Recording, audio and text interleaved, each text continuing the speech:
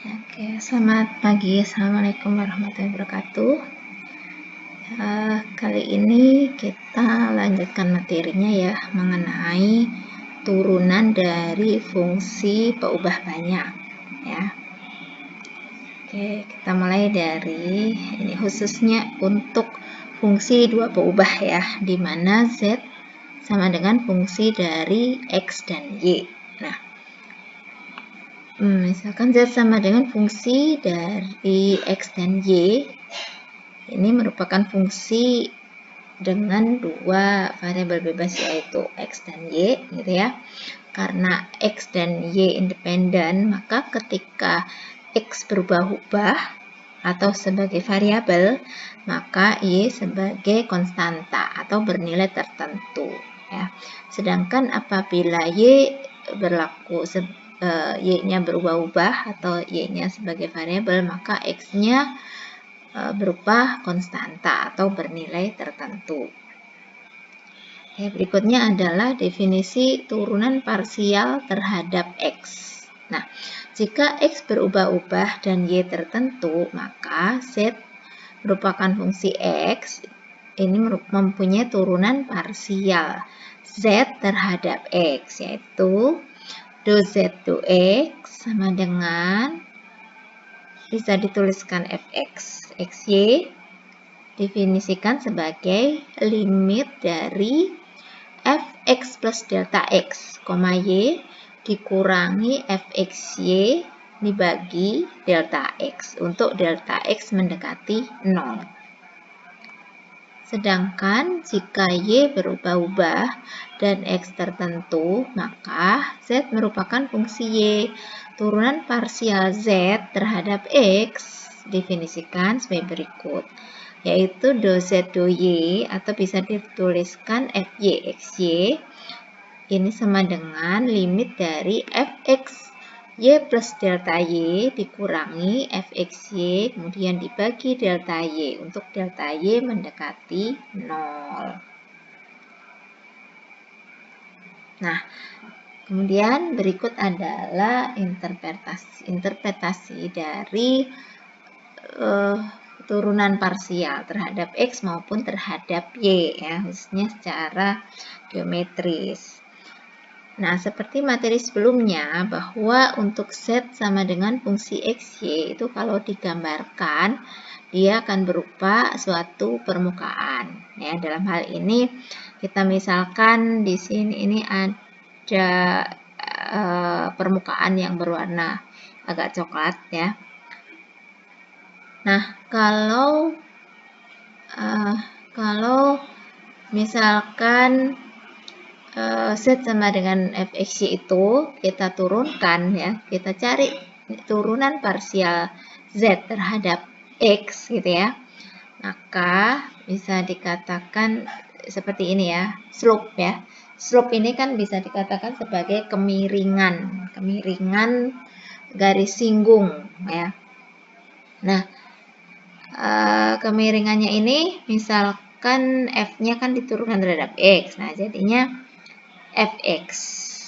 Nah, fx di titik x0 y0. Nah, ini di titik x0 y0 itu kita cari garis singgungnya. Nah, jadi di sini ini ada kurva C1. Di mana kurva C1 itu merupakan kurva potong antara permukaan Z sama dengan fungsi XY dengan bidang Y sama dengan Y0 gitu ya. Nah, jadi fx x0 y0 itu tadi kita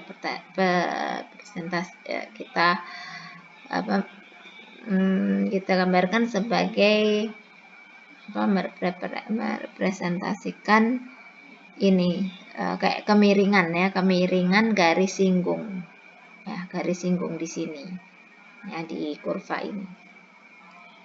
Sedangkan kalau Z tersebut kita turunkan terhadap Y, ya, maka si kurva permukaan Z sama dengan fungsi XY tersebut dipotong oleh bidang X sama dengan X0 gitu ya. sehingga diperoleh kurva C2. Nah, kemudian di dalam kurva C2 itu terdapat misalkan titik X0, Y0. Nah, kemudian di titik itu dicari garis singgungnya. Nah, si Z tadi ketika diturunkan terhadap Y, nah kan diperoleh FY di titik X0, Y0. Nah, di sini menunjukkan kemiringan garis singgung. Kemiringan garis singgung kurva C2 tadi di titik X0, Y0. Gitu, kira-kira. Kemudian untuk penghitungan turunan parsialnya, ya seperti tadi teori di depan, bahwa kalau Z atau fungsi XY itu diturunkan terhadap variabel X, maka Y-nya berlaku sebagai konstanta. Maka formula yang digunakan adalah ini, gitu ya. Jadi X-nya yang berubah. Jadi di sini X-nya itu ditambah delta X, sedangkan Y-nya tetap, gitu ya. Dan kita pakai formula ini, ya, sehingga diperoleh 5. Ya. Ini kalau pakai definisi turunan parsial ini, gitu ya. Tapi kalau kita hafal formula turunannya, ya boleh aja, gitu ya, bisa langsung dari sini. Kalau si F ini diturunkan terhadap X, nah berarti di sini, dari sini, berarti diperoleh 5, gitu ya. Oke, berikutnya kalau si F tadi diturunkan terhadap variabel Y, maka X-nya berlaku sebagai konstanta. Itu. Oh iya, ini kayaknya nih apa namanya? Ini formulanya, maaf ini salah nih ya. Harusnya Fx, Y tambah delta Y ya. Maaf ini diralat gitu ya. Jadi X, Y ditambah delta Y. Dikurangi Fxy, kemudian baru dibagi delta Y. Nah, kemudian dengan cara yang sama, kita substitusi aja ke F-nya tadi gitu ya. Nah, kemudian diperoleh 2Y. Nah, contoh berikutnya, misalkan Z sama dengan ln dari X kuadrat tambah Y kuadrat. Maka tunjukkan bahwa X kali do Z do X ditambah Y kali do Z do Y sama dengan 2. Nah, karena dalam persamaan ini terdapat do Z do X dan do Z do Y, maka kita cari do Z do X dan do Z do Y-nya dengan menggunakan formula turunan. Ya, turunan biasa. Jadi Z-nya diturunkan terhadap X, maka Y-nya berlaku sebagai konstanta. Nah, sedangkan do Z do Y berarti Z diturunkan terhadap Y, sedangkan X-nya berlaku sebagai konstanta. Nah, jadi yang do Z do X tadi diperoleh turunannya ini terhadap X, maka di sini 2X dibagi ini sendiri, gitu ya. Dengan cara yang sama, do Z do Y diperoleh dari turunannya yang di dalam ln terhadap Y, berarti di sini 2Y, dibagi yang di dalam ln-nya, berarti dibagi X kuadrat tambah Y kuadrat. Nah, setelah dapat do Z do X dan do Z do Y, maka substitusi ke dalam persamaan ini. Nah, sehingga diperolehlah ini sama dengan 2. Nah, kemudian latihan ini boleh dicoba untuk latihan. Nah, berikutnya turunan parsial tingkat 2. Nah, ketika tadi ada Z sebagai fungsi XY, itu mempunyai turunan parsialnya itu ada 2, gitu ya. Ada do Z do X dan do Z do Y. Nah, kemudian turunan parsial pertama ini tadi bisa juga dia mempunyai turunan parsial lagi yang kita katakan sebagai turunan parsial tingkat 2. Nah, ini notasi yang digunakan untuk turunan parsial tingkat 2, gitu ya.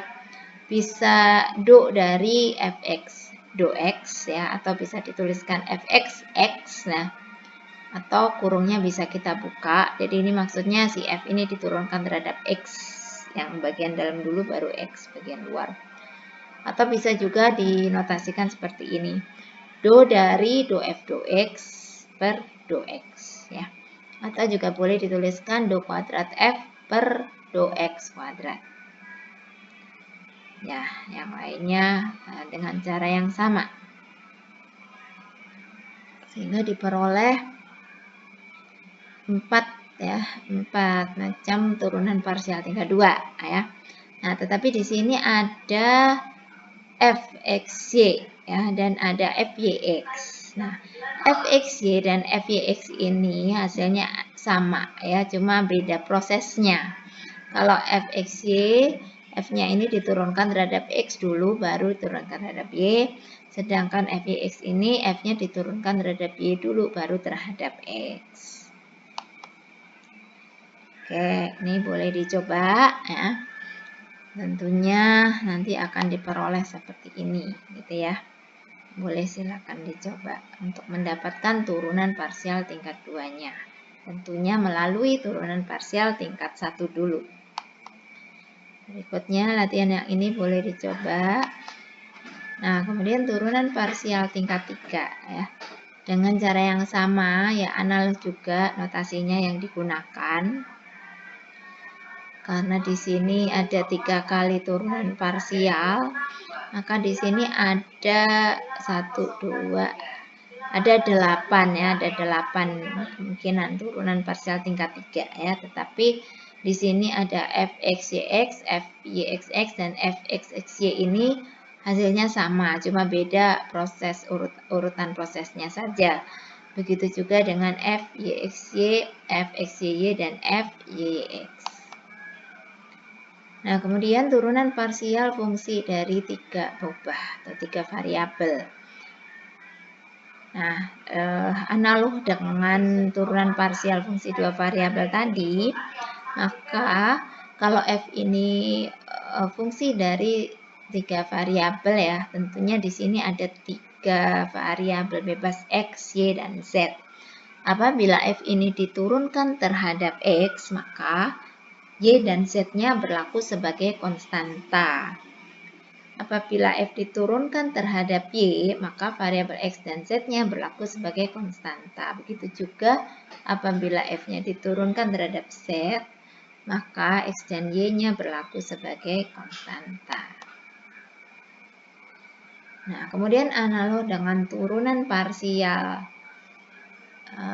tadi ya, 2 atau 3 peubah. Kalau kita lanjutkan ya, sesuai banyaknya variabel atau peubah, kita misalkan peubahnya ada n, maka dengan formula yang sama seperti tadi, maka turunan parsialnya juga ada sebanyak n ya.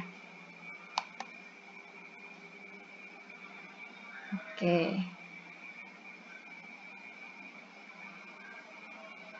Kemudian di sini mengenai increment. Increment fungsi 2 variabel itu didefinisikan seperti ini ya. Kita notasikan ini kayak segitiga gini ya, increment ya. Delta gitu ya. Jadi delta W, misalkan W itu fungsi dari XY gitu ya. Misalkan W fungsi XY gitu ya. Maka delta W atau increment delta W ini didefinisikan sebagai fx plus delta x, y plus delta y, kemudian dikurangi fxy ya.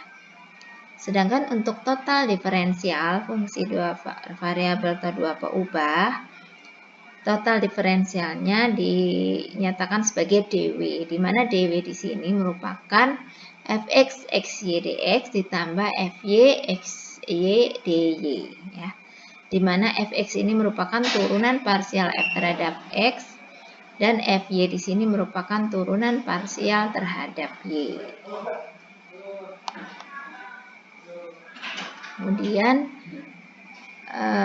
ini jika dx sama dengan delta x, dy sama dengan delta y, dan misalkan W sama dengan fxy dapat diturunkan di titik xy, maka delta W sama dengan dw ditambahkan epsilon 1 delta X ditambah epsilon 2 delta Y.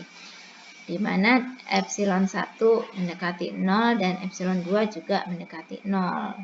Sehingga delta X delta Y akan mendekati titik 0,0. Nah, tentunya ketika delta X dan delta Y kecil, maka delta W akan mendekati dw. Nah, analog dengan inkremen dan total diferensial fungsi dua peubah tadi, maka inkremen dan total diferensial fungsi tiga peubah mempunyai formula yang sama ya dengan yang tadi, cuma bedanya peubahnya variabelnya ditambahkan satu yaitu z. Nah, analog dengan yang peubah 2 maupun 3, maka apabila satu fungsi terdiri dari n peubah, nah, maka mengikuti formula yang sama. Oke, kemudian ini silakan dicoba untuk mencari inkremen delta W dan dw. Berikutnya kita lanjutkan dengan aturan rantai fungsi satu peubah. Misalkan Y adalah fungsi yang dapat diturunkan terhadap X, sedangkan X sendiri adalah fungsi yang dapat diturunkan terhadap T. Maka untuk mendapatkan dy dt atau turunan dari Y terhadap T diperoleh dari dy dx dikalikan dx dt. Nah, sedangkan apabila misalkan Z itu merupakan fungsi dari X dan Y. Sedangkan X fungsi dari T dan Y juga fungsi dari T. Ya, maka kalau kita buatkan skema adalah seperti ini. Jadi Z ini fungsi dari X dan Y. Sedangkan X fungsi dari T dan Y fungsi dari T. Maka untuk mendapatkan dz dt diperoleh dz dx kali dx dt ditambah dz dy kali dy dt. Oh ya, saya mau menambahkan untuk notasi do, ini digunakan untuk turunan parsial. Nah, turunan parsial itu kapan digunakan? Apabila variabel bebasnya lebih dari 1, gitu ya. Nah, sedangkan di sini karena X itu hanya fungsi dari T, maka di sini pakai dx dt biasa, notasi biasa. Begitu juga dz dt di sini, gitu ya. Oke, ini teorema yang digunakan. Ini sebetulnya sama ya dengan definisi tadi. Nah, kemudian contoh berikut. Misalkan Z adalah fungsi X kuadrat Y, di mana X sama dengan T kuadrat dan Y sama dengan T pangkat 3. Maka dz dt dengan menggunakan formula tadi akan diperoleh seperti ini, 2xy ini dari dz dx ya. Kemudian dx dt-nya 2t. Kemudian dz dy x kuadrat dan dy dt-nya adalah 3t kuadrat. Maka diperoleh dz dt-nya sama dengan 7t pangkat 6. Nah, kemudian kasus yang lain, apabila z sama dengan fungsi dari xy, sedangkan y-nya sendiri adalah fungsi dari x. Nah, maka formula aturan rantainya adalah dz dx sama dengan do f do x kali dx dx ditambah do f do y kali ddx. Atau sama dengan do f do x ditambah do f do y kali ddx. Ya. Oh iya, di sini penting untuk membedakan notasi do dan d itu tadi, gitu ya. Karena kalau misalkan z sama dengan f besar, gitu ya, maka di sini perlu dibedakan. Di sini ada dz dx dan di sini ada do f do x. Nah, sekali lagi do tadi digunakan untuk turunan parsial. Sedangkan di sini dz dx ini adalah turunannya z terhadap x secara keseluruhan. Termasuk si y sebagai fungsi x tadi sudah masuk di sini. Nah, berikutnya apabila z itu fungsi dari x dan y, sedangkan x dan y masing-masing adalah fungsi dari u dan v. Maka turunan parsial yang digunakan adalah seperti ini. Ada dua, yaitu do z do u dan do z do v. Dengan formula seperti ini. Dan kalau dibuat skemanya, nah seperti ini ya, karena ada dua turunan parsial. Oke, contohnya, misalkan z sama dengan E pangkat XY. Kemudian X-nya sama dengan 2U tambah V. Y sama dengan U per V. Oke, silakan dicermati do Z do U serta do Z do V berikut. Nah, kita lanjutkan aturan rantai fungsi 3 ubah. Nah, ini analog dengan yang sebelumnya juga, cuma bedanya di sini bertambah satu suku. Ya. Nah, kemudian kalau fungsi tersebut ada n variabel atau n ubah, nah maka analog juga formulanya ya, tergantung si fungsi tersebut fungsi dari berapa ubah gitu ya. Serta memang perlu kayaknya dibuat skema seperti tadi. Nah, silakan dicoba dengan aturan rantai untuk mencari dw/dt berikut, serta ini apabila Z-nya merupakan fungsi dari dua variabel, sedangkan X dan Y fungsi dari dua variabel juga, yaitu U dan V. Oke, satu lagi materi untuk turunan yaitu fungsi implisit, turunan fungsi implisit. Nah, kadang-kadang suatu fungsi, misalkan Y sama dengan fungsi dari X, nah itu fungsi ya, biasanya dituliskan seperti itu, Y sama dengan fungsi X ya. Tetapi kadang-kadang ada yang tidak bisa dinyatakan sebagai fungsi, tetapi hanya bisa dinyatakan sebagai persamaan, misalkan persamaan lingkaran. X kuadrat tambah Y kuadrat misalkan sama dengan 1. Nah, itu kan persamaan lingkaran dengan jari-jari 1. Maka dia tidak bisa dinyatakan sebagai fungsi secara eksplisit, tetapi hanya bisa dinyatakan secara implisit, yaitu dinyatakan sebagai persamaan ini. Fxy misalkan sama dengan 0. Sedangkan Y-nya adalah fungsi dari X ya. Maka untuk mendapatkan turunan dari persamaan tersebut untuk Y sebagai fungsi X, maka digunakan formula ini, yaitu dx sama dengan minus dari fx ya dibagi fy ya, dimana fy-nya ini tidak sama dengan 0 karena dia sebagai penyebut. Contoh, misalkan ada persamaan x pangkat 3 tambah y kuadrat x dikurangi 3 sama dengan 0. Nah, untuk mendapatkan ddx, maka kita gunakan formula ini, yaitu turunannya fxy terhadap x ya, minus ya, minus. Jadi di sini 3x kuadrat ditambah y kuadrat dibagi turunannya fxy ini terhadap y, yaitu 2yx ya. Ini cara pertama. Sedangkan cara keduanya bisa diturunkan secara langsung per suku ya. Jadi di sini x pangkat 3 kalau diturunkan terhadap x jadinya 3x kuadrat. Kemudian y kuadrat x, maka turunannya adalah y kuadrat ditambah, ini pakai ini ya, UV ya, kita misalkan UV.